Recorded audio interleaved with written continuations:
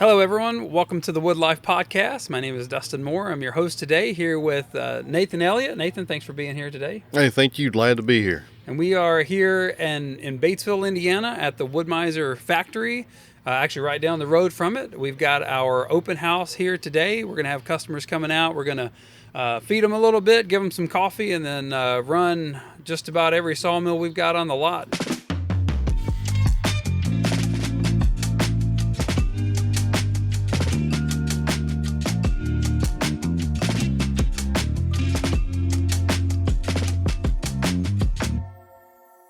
Nathan, you're on a bit of a trip. This is not your first stop. You're kind of...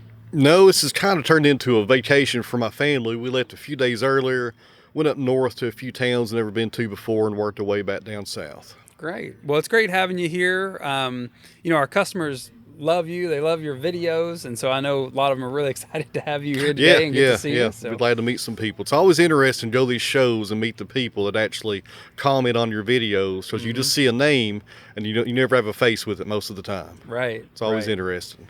Now, do you have people who will follow you around a little bit? They'll see, oh, Nathan's going to be there and I'm going to show up. You've seen them multiple times? Yes. The Paul Bunyan show, I do that just about every year with you guys.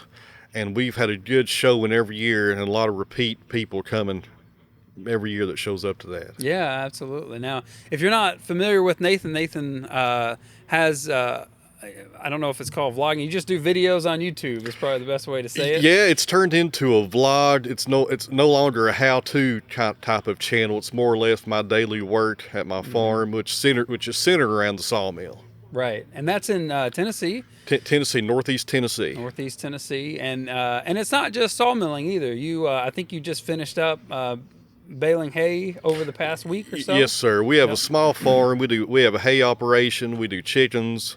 We're adding cattle at some point this year if I can ever find time to build a fence. And everything's centered around the sawmill, but it's also kind of a homestead channel as well, where I show pretty much everything I'm doing. Right.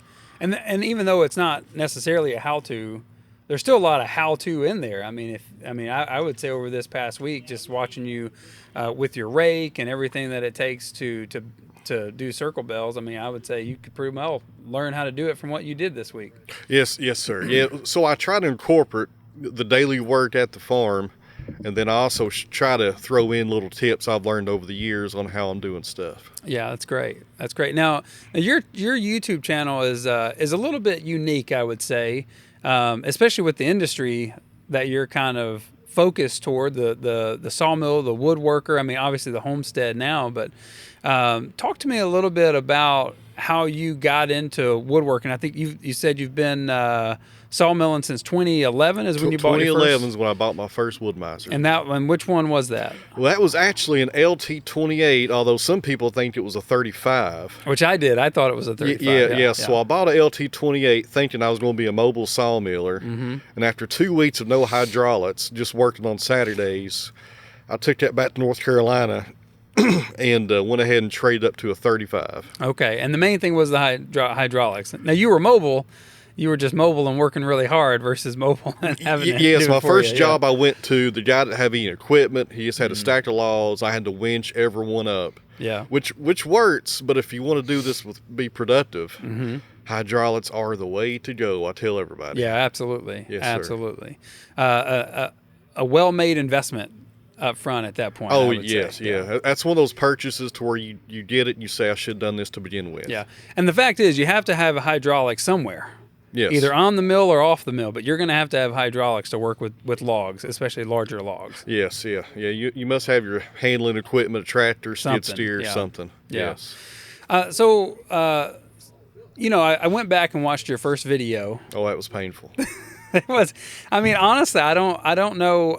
Yeah, you've improved, and today you've got. I love you've got where the log drops down and it gets all the way to your logo, right? It's you've got your whole intro video, but honestly, I think the core of what you did in those first few videos, you still have. It's a very natural approach to what you're trying to do. And back then it was woodworking. I think you were doing more woodworking. More at that woodworking, and I was kind of testing the waters on the sawmill with the YouTube. Right. and seeing if that would even work or if people wanted to see that. Right. But yeah, the woodworking and a little bit of logging is what I started with. Yeah, and yeah, because it was one man logging. One man logging. That's yes. right. Yeah, That's right. one man job. And Yes. you felled I don't remember what kind of tree it was. So that was oak trees. That's And right. I caught so much backlash from the YouTube community because I was cutting them at like waist height. Yeah, yeah. And the reason I was, remember you saying that. Yeah, yeah. and the reason was the landowner was going to push the stumps over with the dozer later on. Yeah. And that was my first experience with the YouTube community and how they can be very, what's the best word here? They can be very skeptical of what you're doing. And critical. Very critical. That's Yeah, a better word. yeah. Yes, very, very critical. Yes. But I think that shows the level of interest, though. The fact that they would, if nobody responds, that kind of tells you there's probably not much interest. But if they're responding, that means there's interest in it. I would say one way or the other. Yes, the old analogy of if they're not talking about you, you're not doing nothing right is usually right on, especially with YouTube. Yeah, Yes. yeah. Now Now before that, you had already kind of gotten into into logging and sawmilling. So what made you want to start videoing and just see if people wanted to watch that? What got you there? So it's more of my creative side when it comes to making videos. I'm a musician. I can play guitar, piano, etc. And I started editing videos back in the early 2000s of I was doing MMA stuff. Oh, okay. And I was doing highlight videos for my buddies. And at that time, the technology for editing was terrible. Right. Just, it was old. I don't remember the old program we used. So fast forward a few years later, I get the Sawmill, not for video and because of another interest. And one day I'm watching YouTube, it just come out maybe 05 or something. It was pretty new. Yeah. And I saw YouTube, I was like, nobody's doing sawmill content. You don't ever see a sawmill on these videos at all. I never saw Wood-Mizer. The first time I saw Wood-Mizer was through a buddy of mine who owned one. Okay, yeah, yeah. So I took the leap, went out and bought a DSLR for a few $100s, and started with the woodworking, then eased into the sawmilling, and kind of took off from there to see if the interest was there, and it was. Yeah, yeah. So you had already done some video work before that. Yes. Okay. Yeah, nothing professionally, just amateur. Yeah. And it's still amateur now. I look at it that way. I don't know a whole lot about cameras still. Yeah, So, yeah. Well, and the nice thing is you kind of don't have to, right? To be able to produce good content, you're really trying to tell a story. Yes, sir. Which is the most important part. The camera work can be a little flimsy if the story's really good, I'd say, right? Yeah, I have colleagues in the YouTube world who are not in my genre at all, who have millions of followers, and it will crack me up. They'll always say autofocus is my friend, and people will make camera questions to them, and they'll say, I have no idea what you're talking about. Right. The technology has come so far. I mean, they've really, I mean, even the guys who are making content on their phones today, I mean, they're having success doing it because the technology has come so far. A good friend of mine uses nothing but his phone, has Yeah. over 1 million followers. I mean, it's amazing. Yeah. So with your early vision of kind of being a how-to or just kind of showing people the industry, just trying to find interests, what do you think attributes to your early success in that? I mean, I would say you were kind of one of the first to do something like this within the sawmilling and logging world. Do you think there was just that much interest, or the kind of content you produced, your nature as a person? I mean, what do you think drew people to you? Well, I think people bought in, and it's turned into a long-term, never-ending story. Okay, yeah. Of how I've went from point A to point B, which when I look back now at earlier videos, such as one man logging, as painful as it is, and I see my equipment I was using, it's, I have people comment a lot, I went back and watched your older videos. I can't believe how much you've grown over the years. Yeah. And been successful, not only acquiring better machines, because I had some rough machines back in the day as far as my support equipment, but it's more of a story and just kind of seeing where it goes and what he's doing next. Yeah. And I would say that's still your approach, because I saw your rake that you were using this past week. And Yes. that thing is old and rusty. It is old and rusty, but it works. Man, Yeah, it worked great. Yeah, it works good every time. Yeah. And I think that goes back to just kind of your whole approach with this is you don't have to make huge investments. You just got to put the work in. And you seem like, I mean, just in watching your videos, and it seems like you have the approach to life that you're going to continue to improve, continue to learn, continue to grow. Is that Is that a fair assessment? Yes, never be stale, always growing, always have another goal and something to move forward to, whether it be a better machine, better product, better property, which we've done. We've moved for the operation. We had to move because I got so large at the other place, we had to have a bigger area. Right. And always growing. Yeah. Even now, if you came to our farm and saw the equipment in operation, you would think, well, this is a good operation. I'm thinking, I feel like I've not even got started. Right. Yeah. Yeah, you got to have that mindset. Yeah, you've never arrived. Yes. I mean, and there's something to be said about the personal aspect of that too, right? How we grow as a person and how that translates to how we live our life. Would you call yourself your personal side of that? Yes. Growth with the personal side and the business side, and always having something you're working toward, right? And never just being content. Not that being content's a bad thing, but in a entrepreneur type business that I have, which is really unique, you have to have something you're going toward all the time. Yeah, and the contentment, that's something that probably our culture doesn't know a lot about today, I would say. Sir. But being content with the success you have while also having the drive to push forward, I think is what we all look for, right? That's where being settled in who you are and being accepting of who you are really matters. Yes, sir. Yeah. Yes, sir. And in my world of content, you must show new things, different way of doing things, and different ways of attacking all these situations to keep the interest growing when it comes to a video. Now, it's not required at my business per se, but it's required on camera. Oh, yeah. Okay, that's a good point. Yeah. That's a good point. So do you feel like the videos you're trying to make, the content you're trying to make, in part or maybe mostly drives your desire or need to get more equipment, to do new things? Does it come from that side, or is it more like operationally just what you're trying to do is driving that? It's more the need of the video. I would have been fine with an LT35 and a Bobcat skid steer and a Wood-Mizer kiln selling lumber. Yeah, I'd have been just fine and been very successful. Would have had no problem with that. Right. But when you throw videos into that, stuff gets monotonous after a while. People want to see bigger things. Sure. And and sometimes people don't understand that, and they will think you're just getting all this stuff, whereas a lot of the time you're getting it just to show something new. Okay. Yeah. Right. Not out of necessity for your own needs, but necessity for your videos. Right. Yeah, that's a really interesting thought about how that drives you to improve. That's not something I had thought about on the content side before. Granted, I don't make content all day every day, right? So I guess that's part of it too. I did want to say Happy Father's Day. So we're recording this right before Father's Day coming tomorrow. It is Father's Day. It is. Man, it sure is. I forgot all about that. Yep, it is. Yep.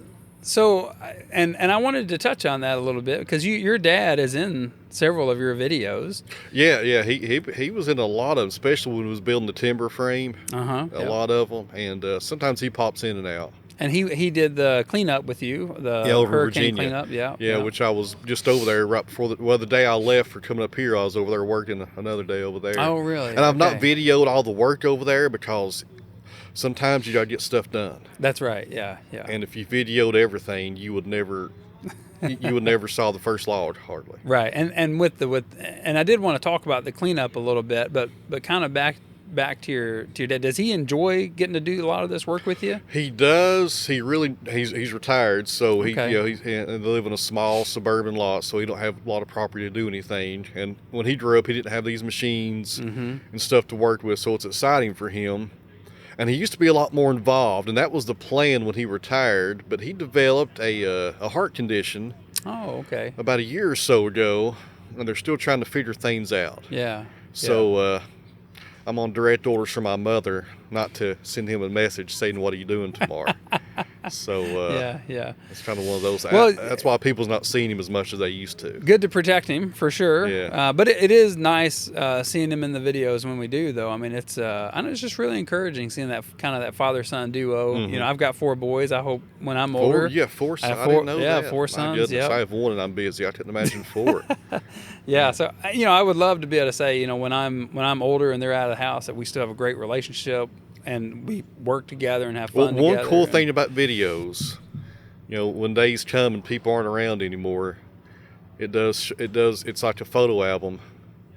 Oh yeah, yeah, Not that's a good point. of something better than pictures. Right. You can actually hear their voice. Right. I think that's a cool thing. Yeah, you'll have that forever, right? Yeah, or as long as YouTube's around. As long as, yeah, you're right. Yeah, because the days of saving your videos on hard drives, I quit that years ago. Yeah.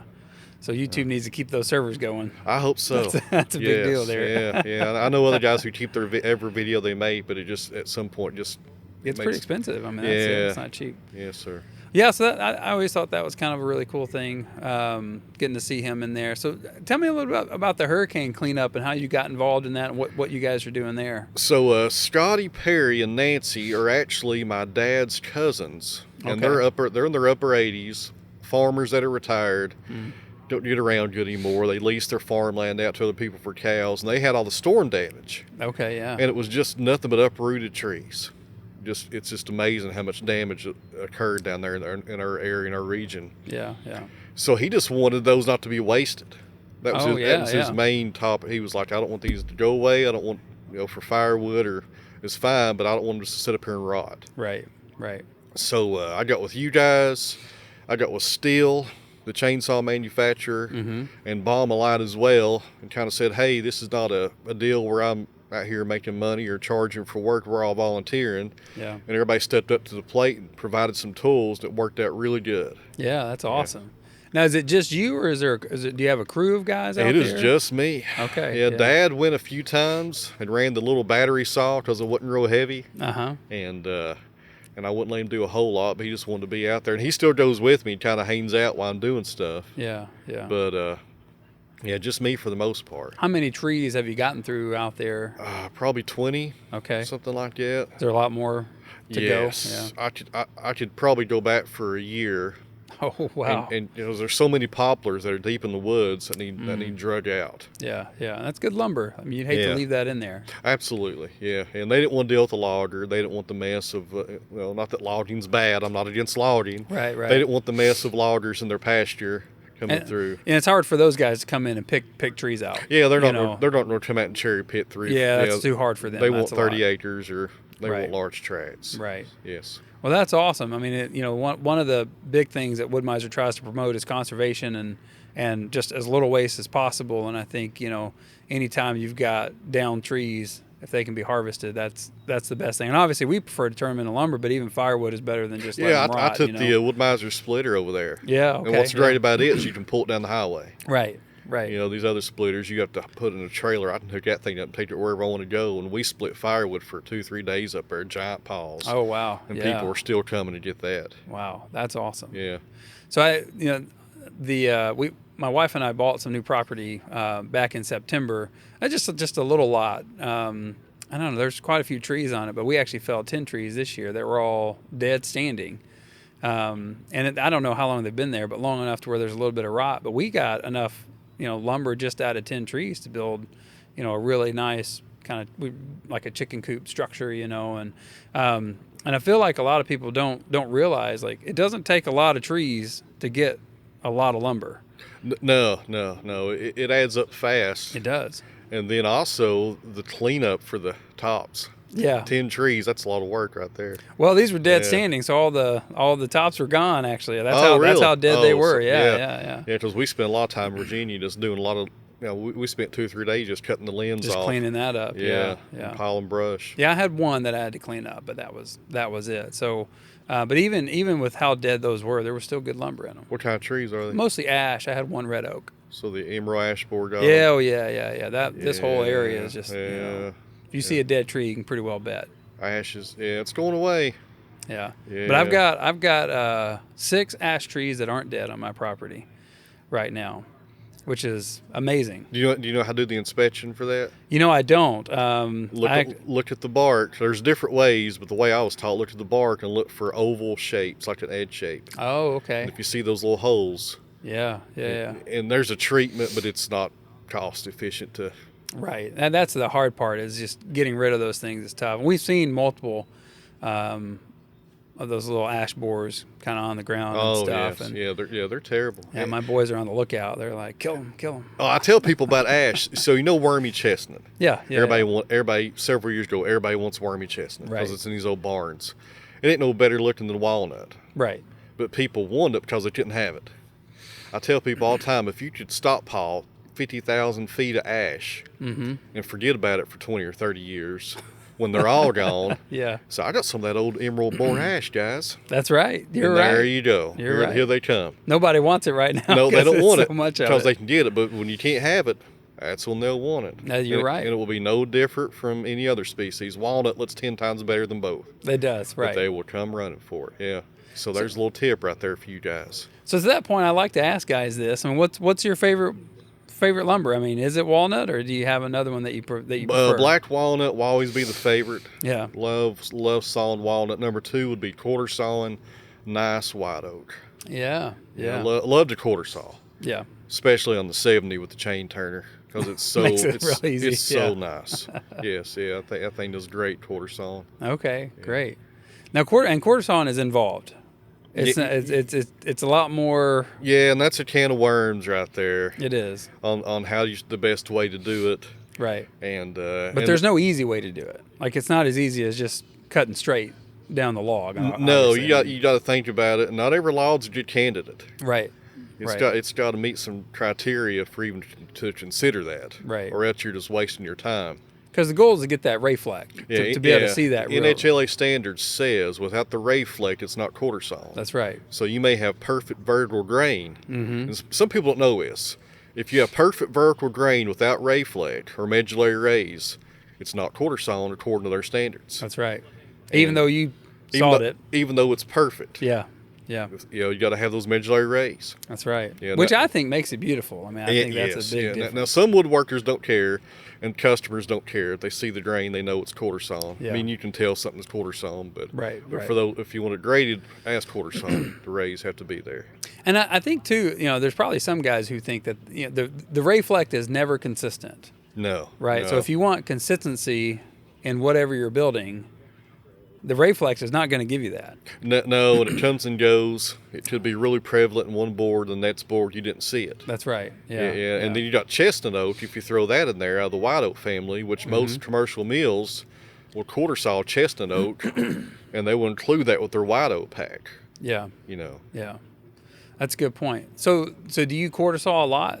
I do every chance I get, but white oak logs have gotten so expensive with the stave market. Yeah. Especially in my area. Mm-hmm.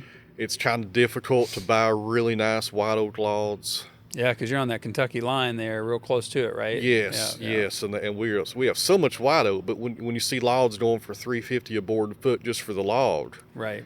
It's there's not a lot left after you kiln dry it and saw it, or saw it and kiln dried. Right. So how do you typically come by your logs?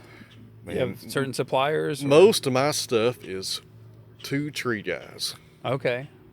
One guy used to be a logger, so his name's Greg Barrett. So his knowledge of logs is through the roof. Yeah. And he knows exactly what I would like to have and what I wouldn't like to have. Right. Because when you deal with an arborist or a tree guy, their intentions are usually good, but sometimes you get some stuff that's not really great to saw. Yeah. Or has metal in it, because it does come from urban environments.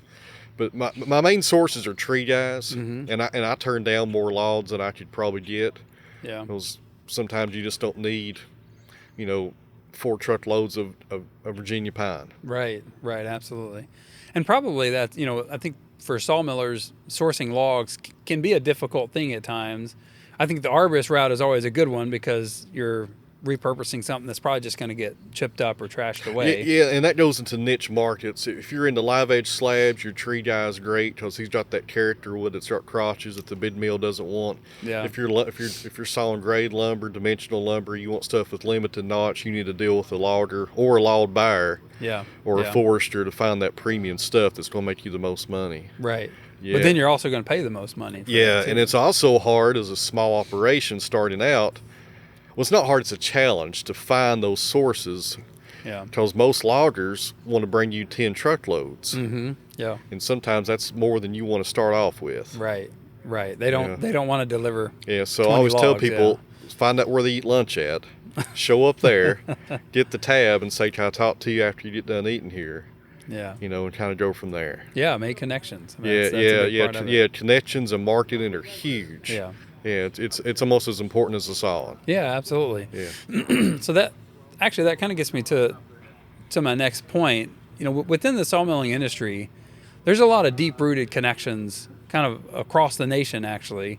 And I know you have connections with Jeff at the Forestry Forum. Yes. I know you've been down with Jake down in Georgia. Jake Dean. Yep. Yes, sir.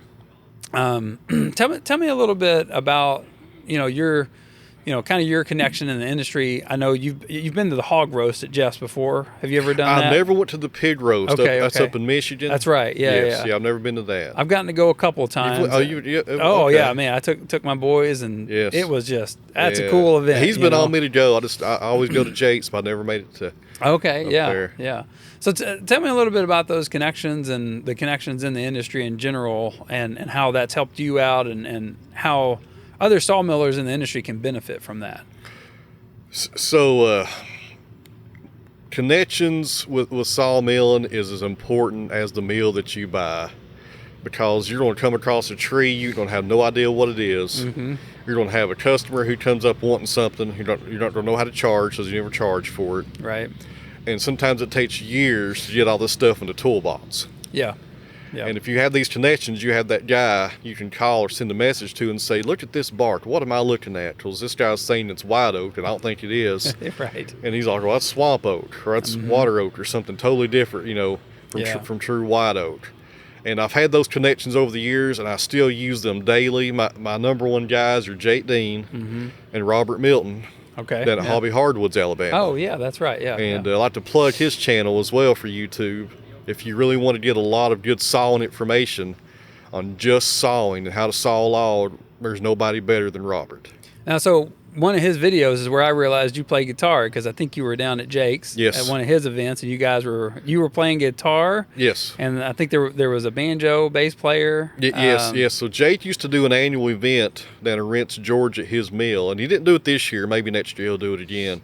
And at night, everybody sits around. He feeds everybody, and everybody brings the instruments, and we'd sit around and play till 2 or 3 in the morning. Really? Yeah. Yeah. Awesome. I've not ever been to that event. I think that's one I'd like to get to. That's a very good one. Jake's place is unreal. Yeah. He has a very nice setup. 2 LT70s, all kinds of machines. I mean, he does everything now. And one of his 70s, he's got a 24-foot extension on it. Yeah, I believe. I think he's at 54 feet, maybe. Yeah, total. It's out there. Yeah, he can do a huge log. And that sawmill's been around forever on that one. He used it at a different place called Hazelhurst. I think that was another sawmill, and he was set up over there doing crane mats for years. Okay, with that 70. The same 70. Yeah. Wow. Okay. Yeah. And he's got edgers. He's got planers. I mean, he's got a lot of equipment. Oh, he's got 2-sided Cantech 30-inch. Yeah. He's set up to do anything you want to do. He can do I could do the floor and the shiplap and stuff, but he's on a whole other level. Yeah. And I would say, kind of to our audience, if you're interested in this kind of stuff, you need to come to an open house. You need to go to Jeff's Hog Roast. You need to go to Jake Dean's. You need to see this stuff, see other people doing it. Makes all the difference in the world. The conversations you have at an event like that are more important than going and running the mill. Yeah, because you hear their niches, you get their knowledge, and most importantly, you get their cell phone number. Right. And you can hit them up later on with your questions, because you're going to have them. Right. Because machines need maintenance, no matter what it is. And these guys, most of these guys are excellent mechanics, but not because they went to technical school, but because they own all these machines. Right. And you got to learn how to work on them. And that's real world. I mean, that's real life. Yes, sir. You know, those guys, the experience that those guys have. And if you can't make events like that, I mean, I know Georgia, Michigan, those are a long way away for people, but there's always shows you can make. There's the Boonville show up in New York, the Paul Bunyan show. Paul Bunyan's a good show. In Ohio. Yeah. And somewhere around you within 100 miles, there is a forestry, woodworking, something kind of show. Something going on. Yeah, where there will be people who all they want to talk about is woodworking and logging and sawmilling. Yeah, and I think all the Wood-Mizer branches do open houses too, don't they? Well, that's right. Yeah. So every Wood-Mizer branch and ASC, we try to do at least one show a year, if not a couple. I know Georgia does a lot of stuff. Yeah, that's right. And actually, Georgia, here in Indiana, we'll not only do sawmilling shows, we'll do woodworking shows with our molder planers and our slab miser and stuff like that. But and so we do that, and we try to attend most of the shows around the U.S. as well. I mean, I think at one point I think before COVID, we were over a couple of 100 shows a year. You know, at one point. I don't think we quite do that many now, but those are critical events to go to kind of get your hands on the equipment. Because we let people run them, you know, and I know all of our competitors do too. You know, you can always run a sawmill that you're looking at these shows, and so in my opinion, that's kind of priceless, you know, Yes. to be able to do that. So Yeah. I remember the first time I ran one, it was life changing, to say the least. It was hard to stop at that point.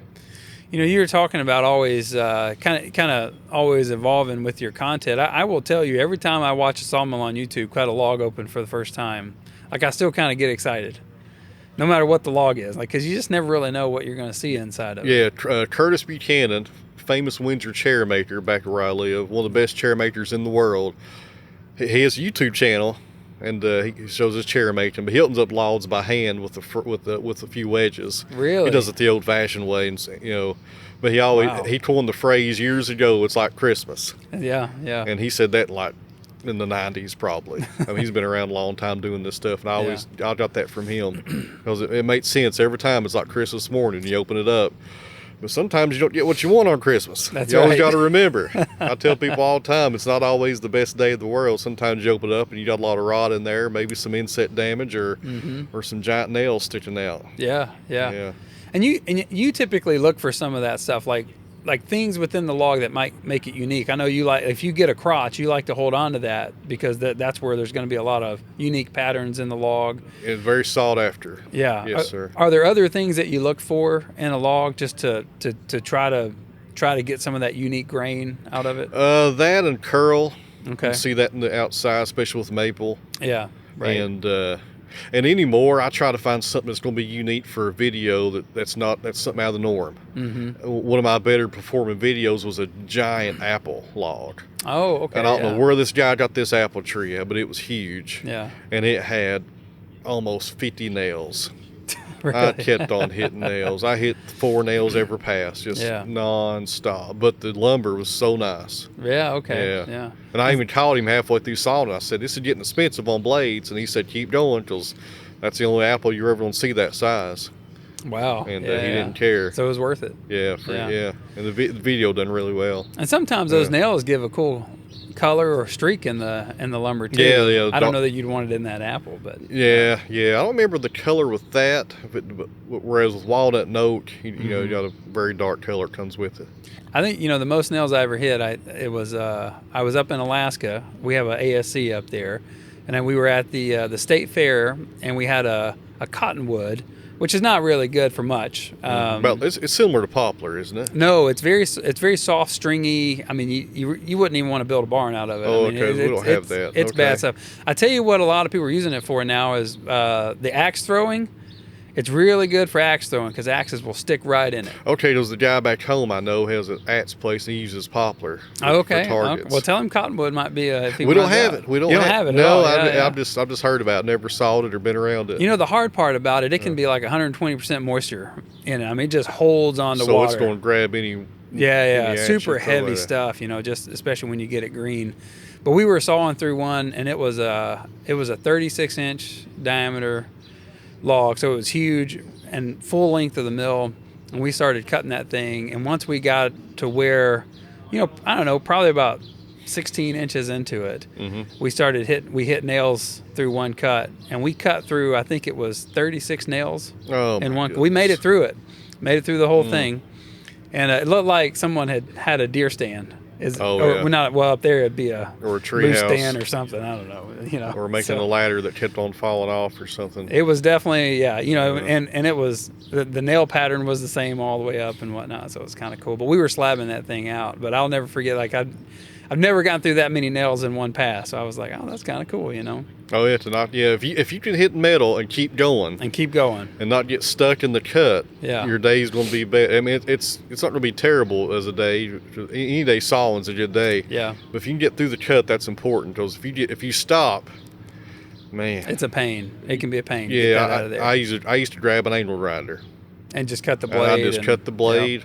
because sometimes you'll spend who knows how long trying to back out, and throwing wedges in there, and just then you start messing up your head, maybe because you're jerking the machine back and forth. Right. Yeah. And you've probably already ruined the blade anyway. It's very rare that you would hit metal and be able to. I mean, a lot of guys do. You can save some blades, but it's more often than not you're gonna. No, because I normally hit 3 or 4 at a time. And the tooth is gone, and it's not worth it to. So have you ever hit any weird stuff? I've seen guys that have hit rifles, ceramic insulator a while back. Okay, yeah. And that was the first time I've ever been on the 70, and I couldn't get out. Oh, really? I hit that, and man, it just, I don't know, it was so hard on the blade, I couldn't finish the cut.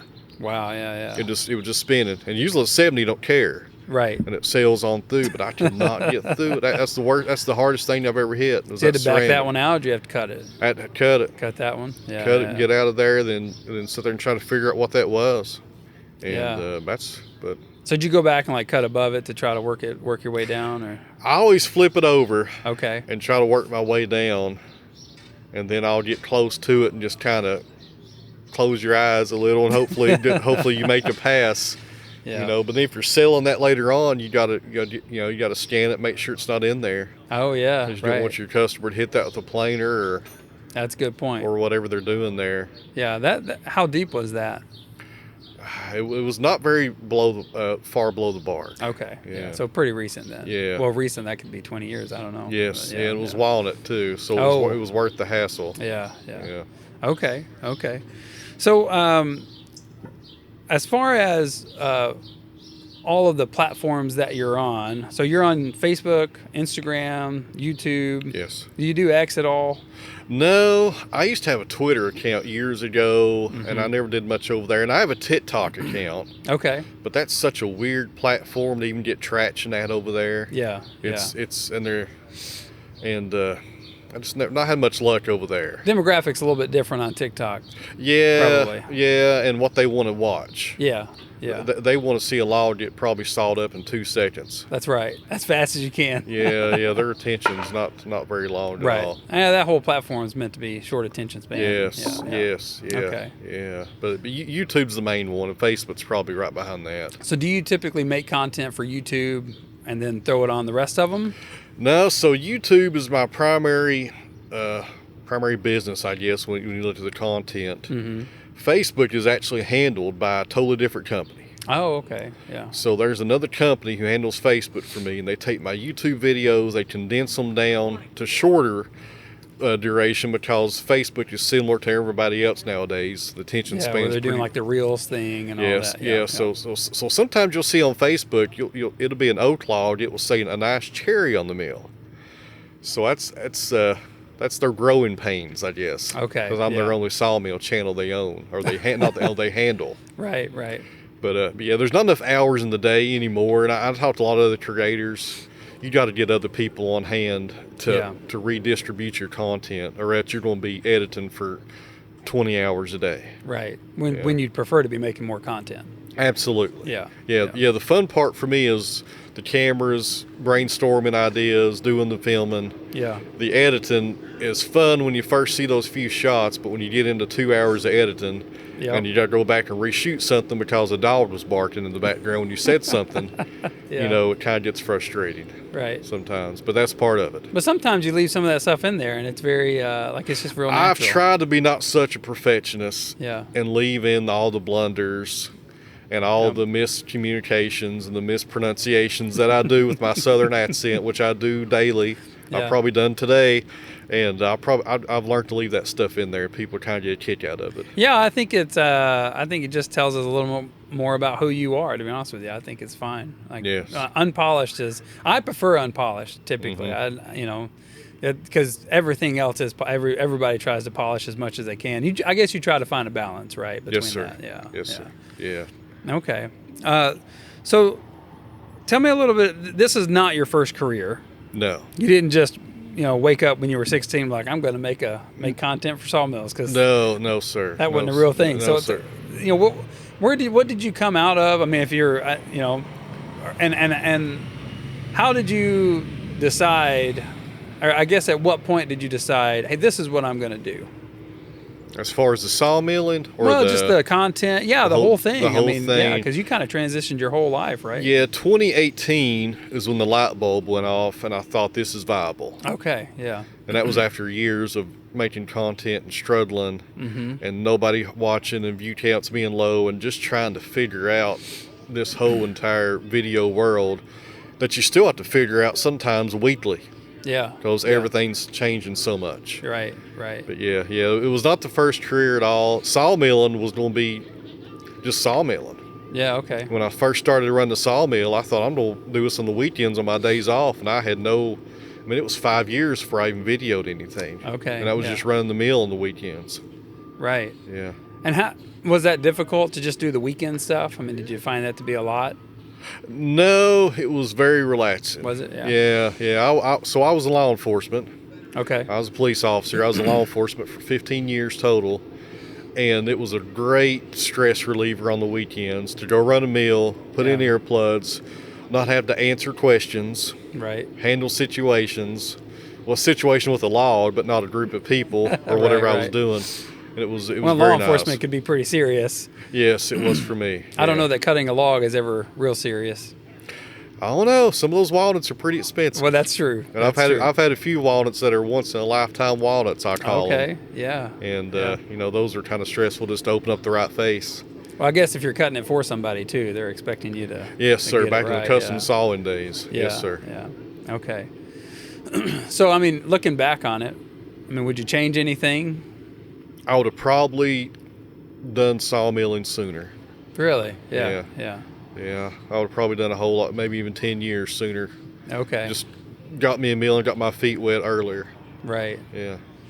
Be a lot. Well, I don't know. You'd be a lot further along now, but Not with the content side, but just the be able to change a lot of things. Yeah. As far as infrastructure goes, where we moved to in the past, and just a lot of backstories there. Yeah. So the last question I had for you, the name. Out of the Woods, and it was Out of the Woods Forestry, or it is Out of the Woods Forestry is the official business name that the business license and tax purposes and etc. is under. Out of the Woods is what the social media handle has always been. So where'd that come from? Is it just the name came from a song by Nickel Creek, which is an old bluegrass group. Yep. I listened to in college back in the day. Okay. So that was one of my favorite songs by them, and I really liked that song. So fast forward 8 or 6 years later, I got my sawmill. I'm doing milling. I need a Facebook page. I'm thinking, all right, what am I going to call this? And I'm like, well, I like that term Out of the Woods back in the day from that song. Yeah. And to go even deeper with that was on my mind. And I have a son named Bruno. Okay. Turns 14 this month. So a lot of people know on the channel, he makes a lot of appearances sometimes. He has autism. Okay, yeah. And about the time he was diagnosed is when the sawmill was kind of getting serious. And I was trying to think of a name, and I thought Out of the Woods. And with his diagnosis and the autism, sometimes they feel like a stranger when they're younger, like they don't know you. Yeah. And kind of with the parody of being out of the woods, we was trying to take him out of the woods to help him find us, kind of. Yeah. So it's kind of a deeper meaning, and that's kind of where it came from right there. Yeah. Was from him. No, that's fantastic. Yeah, that's amazing, actually. Yeah. Very And good. I've never shared that ever. Really? First time ever. Oh, wow. Yeah. Wow. Well, thank you for sharing that with us. Yeah, that's My wife doesn't even know that. Oh boy. Yeah. You better tell her before Going this deep airs. here. Yeah, she won't listen to this. She doesn't even watch my videos. Oh man. No, she don't watch the videos. Does she ever run the sawmill? Is she ever doing that? No, and the biggest Google search term is Nathan Elliott, out of the woods wife. Because people want to see who you're married to. Yeah. Natural human instinct. Right. But no, she never wants to be on camera. And there are a lot of guys that do this, and their wives do it with them, and that actually seems to be fairly more common than I would have expected. Because my wife she would not have anything to do with it. You know? No, Linda's never want to be on camera. Yeah. She don't. I mean, she video. Occasionally, I'll have her come out and help me film something, such as doing hay, and she'll ride beside me in the side by side. When people think it's a drone, it's actually her. Oh wow! I'm giving away my Okay, secrets yeah. here. And like if her shadow shows up, you need to get that out of there. How about that? Yeah. Well, that's all. That's awesome. I mean, that's a really cool relationship to be involved in it. And, I feel like my wife and I do that a lot. My wife bakes a ton. She can't help herself, but she does a lot of gigs and stuff. And I get to help. I do some of the decorating and whatnot, but I wouldn't want hardly anybody to know that I decorate cakes and stuff. The word's out now. No, it is. It Yeah. is. She does almost all of it now, but especially early on, I tried to help a lot. But it's good to have something you can do together a little bit. She's very involved in the business. I do all the video and the editing. It's all 100% me. She handles the financials. That's how I would like it. Which is I'll great. be honest with you. Yeah, 'Cause that sounds great. I don't have to make decisions. Yeah. And she handles all that stuff because there's a lot to that. Okay. There's a whole lot to that. Yeah, that's awesome. That's good. And she's retired, so she stays at home. Okay. And she handles all that. That's great. So, Nathan, I really appreciate you sharing with us, being here today. I know we're going to have a lot of people who are excited to have you here. It should be a great day, as long as the weather holds up. I think hopefully we get lucky. We just got to make it till noon here, and we'll be all right. We've had a few sprinkles, nothing too bad, but So again, just thank everybody for listening. Really appreciate you guys. We're going to continue to try to bring guys like Nathan on to produce content that's helpful, but at the same time gives you a little bit of insight into the industry, which is kind of our plan. So Nathan, thanks again, and let's go out here and have a good day sawing some lumber. Yes, sir. Thanks for having me. Yeah, I appreciate it.